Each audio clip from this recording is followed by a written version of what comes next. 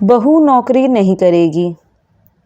आज सीमा की मौसी सास की बेटी रीना अपने ऑफिस के किसी काम से इसी शहर में आई थी, तो अपनी मौसी मौसा जी से मिलने आ पहुंची उनके घर उनसे मिलने। रीना बहुत ही हंसमुख लड़की थी। उसके आते ही घर का माहौल बिल्कुल हल्का हो गया था।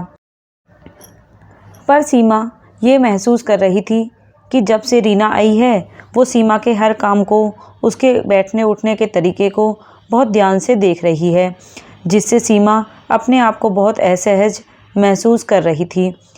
सीमा एक पढ़ी लिखी होशियार लड़की है जो शादी से पहले एक स्कूल में प्राइवेट टीचर के तौर पर पढ़ाया करती थी और सरकारी नौकरी के लिए प्रयासरत भी थी। तभी सीमा के पिता ने उसके मना करने के बावजूद उस पर शादी करने का इतना दबाव बनाया कि उसे हार कर हाँ कर दी, पर इस शर्त पर कि शादी के बाद जिसे मेरी नौकरी करने से कोई ऐतराज़ ना हो, मैं वहीं शादी करूँगी। जल्द ही कबीर से उसकी शादी हो गई। शादी के 2 महीने बाद ही उसकी नौकरी ज्वाइन करने का लेटर आ गया। उसकी पोस्टिंग ससुराल के पास के ही एक गांव के स्कूल में हुई थी, पर नौकरी लगते ही सीमा की सास ने पूरा घर सर पर उठा लिया और सीमा पर दबाव डालने लगी कि वो नौकरी करने से मना कर दे। अगर वो नौकरी करेगी तो घर कौन संभालेगा। पर सीमा अपने आत्मनिर्भर होने के सपने को यूं ही तो नहीं छोड़ सकती थी, तो उसने नौकरी छोड़ने से मना कर दिया। वो पूरी कोशिश करती नौकरी और घर के कामों में संतुलन बिठाने की, पर सीमा की सास उससे कभी खुश नहीं होती। खोज खोज कर उसके कामों में कमी निकालना और उसके आत्मसम्मान को ठेस पहुंचाने में उन्हें बड़ा मज़ा आता, और अपनी बहन और सभी रिश्तेदारों में हमेशा उसकी बुराई करती रहती है। इसलिए कहीं ना कहीं वो रीना के उसे देखने का मतलब भी समझ रही थी।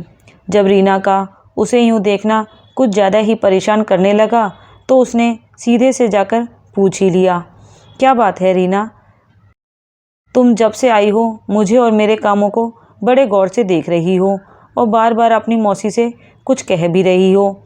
कोई परेशानी है क्या? अगर मुझसे या मेरे काम से तुम्हें कोई दिक्कत हो, सीधे से बोल सकती हो।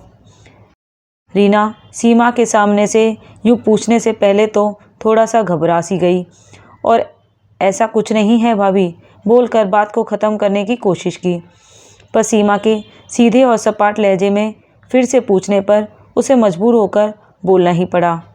वो भाभी, मौसी जी मेरी मम्मी से आपकी बुराई करती है कि आपको कुछ नहीं आता, आप बस अपनी नौकरी करती हैं, घर के काम आपसे नहीं होते और आप बहुत बदतमीज़ और गंवार हैं।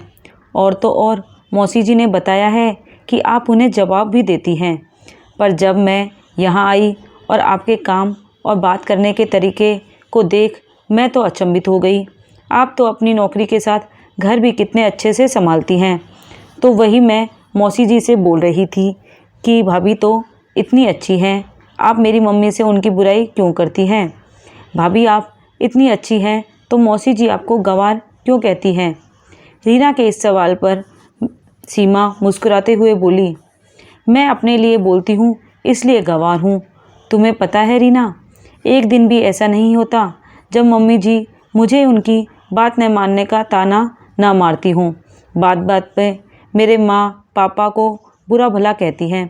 शुरू में मैंने जब कबीर से इस बारे में बात की तो उसने हाथ खड़े कर दिए, ये बोलकर कि तुम्हें नौकरी करनी है तो करो, नहीं करनी है तो मत करो, पर मैं अपनी माँ से कुछ नहीं कह सकता।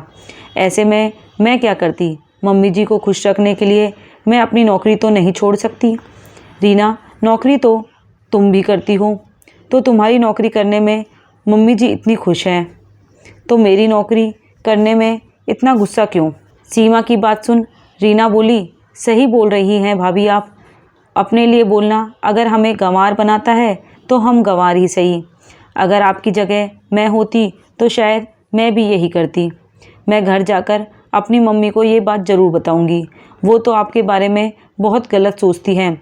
वो शायद मौसी जी को समझाएं तो उन्हें शायद आपकी अच्छाई भी दिखने लगे।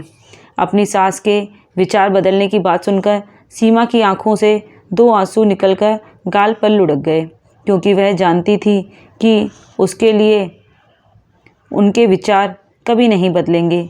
पर अब उसे इस बात की खुशी थी कि कम से कम कोई एक शख्स तो मिला जिसने उसकी बात को समझा।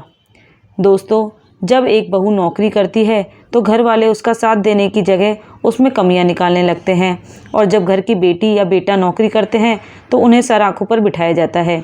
क्यों एक सास बहू की नौकरी करने पर उसके घर के काम करने में मदद नहीं कर सकती? मैं ये नहीं कहती कि सभी लोग ऐसे होते हैं। कुछ लोग तो शादी के बाद अपनी बहुओं को पढ़ाते भी हैं, पर जो नहीं समझते उन्हें भी अब इस बात को समझ लेना चाहिए कि आत्मनिर्भर बनना अब हर महिला के लिए ज़रूरी है, और अपने लिए बोलना या सभी के सामने अपनी बात रखना उन्हें गंवार नहीं बनाता।